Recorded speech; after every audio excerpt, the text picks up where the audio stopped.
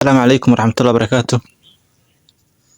waxaynu qaadanaynaa casharkii 19aad maadada xisaabta fasalka fanfoorka chapterka koowaad analytical trigonometric. waxaan casharkan kii ka horreeyay kusoo qaadanay trigonometric equations. waxaan soo qaadanay example 1. marka casharkan waa example 2 ama tusaale labaad ee trigonometric equationka. example 2 tusaale labaad wuxuu ku saabsan yahay solve baa lahay sin theta lagu dhiftay tan theta ma la mid tahay sin theta adoo ka dhex gudbayna ama ka dhex baxaynin angleska 0 degree iyo 360 degree. sin theta iyo tan theta marka isku dhufto waxaa la iska rabaa inay soo bixi sin theta inay soo baxdo. macnaha qaybtan iyo qaybtan isku mid baa ayaa naga rabaa. marka waxaan rabaa inaan ka dhex bixin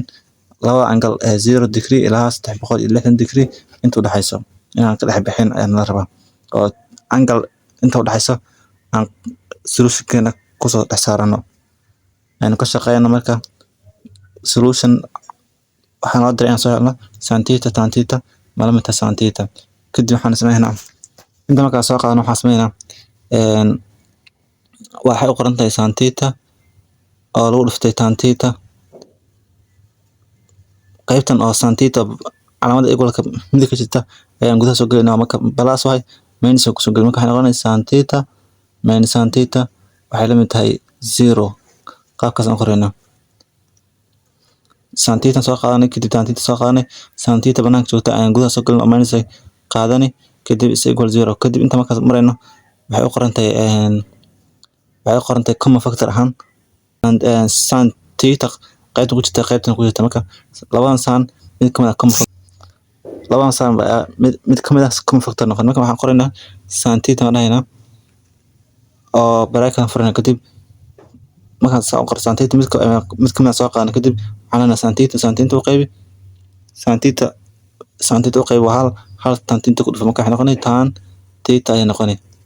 ayaa laga jaray sin theta u qaybi waa hal marka halan qoraynaa kadib is equal 0. qaabkaas aan qoraynaa waxaan sameeynay qaybtan oo sin theta iyo tan theta ayaa laba dhinac ama laba term ay isku mid yihiin marka common factor-kan ka saarnay oo qaybtan ayaa soo qaadanay kadib sin theta u qaybinay waa hal kadib tan theta ku dhufanay tan theta soo baxday minus soo qaad sin theta u qaybi waa hal halka kadib qor kadib is equal 0 dheh. intaan ka marayno 0 ama everton qaybtan oo leedahay qaybtan oo leedahay marka waxaan qoraynaa mid kasta gooni ayaan u siinayna marka waxay noqonay sin theta everteeda gooni u sii sidoo kale tan theta minus 1 everteeda gooni u sii qaabkaas aan qoraynaa. waxay noqotay sin theta everteeda gooni u siinay sidoo kale tan theta minus 1 everteeda gooni u sii. inta markaan marayno waxaan sameeynaa sin theta ayaan rabnaa soo helno qiimaheeda marka waxaan leenahay theta gooni u baxso kadib waxay la mid tahay meeqa sin aan qabin rabno marka waxay noqonay sin inverse 0 ay noqonay. sidoo kale qaybtan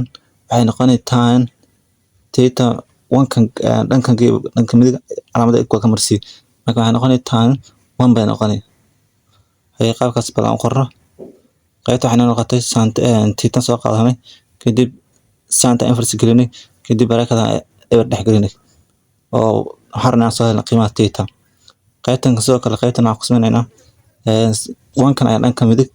calaamada equal ka marsiinay sin theta waxay matay 1 kadib waxaan sameynaynaa sin theta waxaynu galinaynaa calculator-ka waxaa noo soo bixi 0 ayaa noo soo bixi marra 180 noo soo bixi macnaha sin theta 180 marra 0 waay waxaa laga marka sin meeqa jeer ayuu marka sin 0 markaad geliso calculator-ka waxaa kusoo bixi 0. sidoo kale markaad sin 180 aad geliso calculator-ka waxaa kusoo bixi 0. qaabkaas ayaa la wadaa marka theta-dan qiimaheeda waxaa waaye mar waxay noqonay 0 marra 180. qaybtan kale waxaan sameyn karnaa qaybtan kale inoo dhiman waxaan sameynaa tan qiimaheeda ayaan raadinaynaa oo ah solutionkeena marka waxay noqonay سان قيمة وصلنا وحنا سمينا قيبتن زيرو سان كان سان زيرو مكان أنا واحد كود مكان زيرو أنا خني سو كلا واحد كسر سيدة أو واحد لواد أيضا مكان سان بقول زيتن أنا كل رجلنا أنا صبحي زيرو هي قيبتن وحرنا أنا صارنا قيمة هذا تان تان تيتا صارنا قيمة هرنا كده حسبنا تيتا soo qaadana kadib tan inverse dhahayna 1ka ayaan gelina kadib marka waxaan soo bixi inta marka calculator geliso waxa ku soo bixi tan shift waxa dhashaa shift tan marka waxay noqonaysaa inverse 1ka ayaa baraaqda ku xidhaysa kadib waxa ku soo bixi 45 degree ayaa ku soo baxaysa kadib inta marka marayna waxaan sameeynaa waxaan rabaa inaan soo helo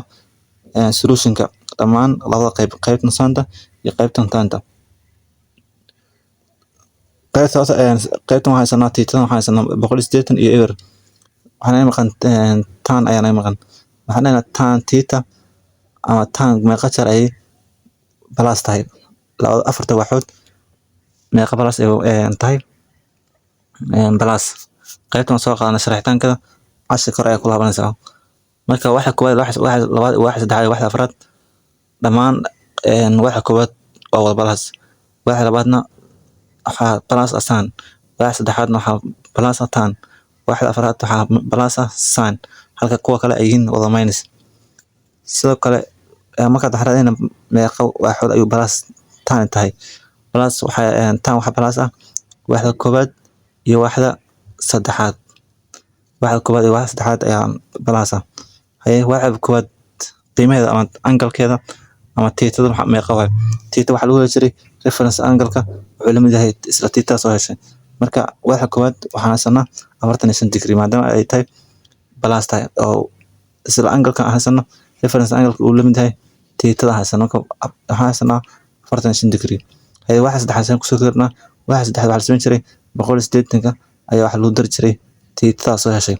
marka 180 markaan ku darno tiitada waxa soo 45 marka 180 ku darno 45 waxaan soo bixi 225 degree aan soo bixi waxa saddexaad qaabkaas ku soo helay waxaan sameeynaa tiitada soo helno waxa saddexaad waaye 180 waxa ku dar jiray tiitada soo helay kadib waxaan sameeynaa tiitada waxa soo helnaa 45 marka 180 ku dar 45 waxay noqotay 225 degree 225 degree ayaan noqotay waxa saddexaadna tiitan waan soo helnay oo waxa koowaad waa balas oo 45 isla reference angle-ka waxa noo ah 45 waxa saddexaadna waxa noo ah waa soo helnay 180 ayaan ku darnay tiitan soo helnay 45 marka waxay noqotay 180 marka 45 lagu daro 225 degree kadib waxaan sameeynaa intaasi waa meeqa waxaan soo helay waa saan oo qaybtan laba waxood iyo qaybtan oo laba waxood 225 iyo 45 marka intaas ayaan hal meel isku geenaynaa waa all set marka waxaan leenahay the set solution ama setka solutionka xalka waxa waaye 0 45 180 225 maxaa laga wadaa marka qaabkan ayay san theta tan theta kadib sana gudaha soo gelin marka waxay noqotay san minus san theta is equal 0 qaabkaas ay nagu qoran marka maxaa laga wadaa tirooyinka ama angalada waxa laga wadaa tan meeqa soo tan aan markaan tiroon ku bedelno waxa rabaa inay soo baxdo 0 qaybta 0 soma anka ka horeey marka halkan tan theta aan u bedelno 0 theta aan u bedelno 0 theta aan u bedelno 0 waxaan rabaa inay soo baxdo 0 sidoo kale markaan 45 u bedelno waxaan rabaa inay soo baxdo 0 sidoo kale markaan 180 u bedelno in 0 soo baxdo marka 225 aan u bedelno inay soo baxdo 0 qaabkaas ayaa laga wadaa marka dhammaantood haddii noo soo bixi weydo ama tirooyin khalad ay noo soo baxdo su'aasheen qaabka oo shaqeyna waa khalad marka aan tijaabino calculator-ka soo qaadanayna marka hore waxaan sameeynaa saan baan qoraynaa kadib waxaan leeyahay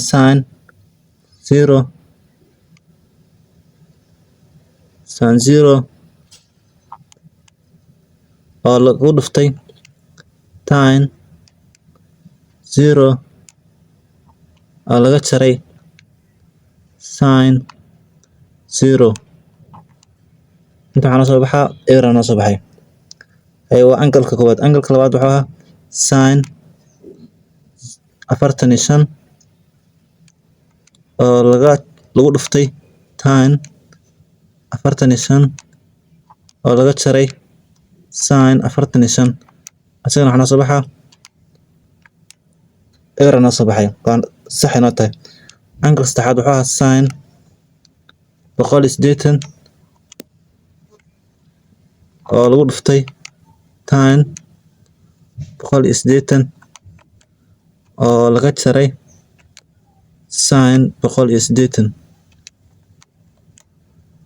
asagana waxaa noo soo baxaa 0. sax inoo tahay asagana. midka ku xigay wuxuu ahaa 225. marka waxaan dhahaynaa sin 225 oo lagu dhuftay tan 225 oo laga jaray sin 225. asaga waxaa noo soo baxay eber ayaa noo soo baxay. marka dhammaantood angalada sax ay noo yihiin.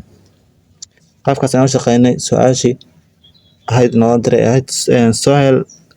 ama xalli sin theta tan theta inay la mid tahay 0.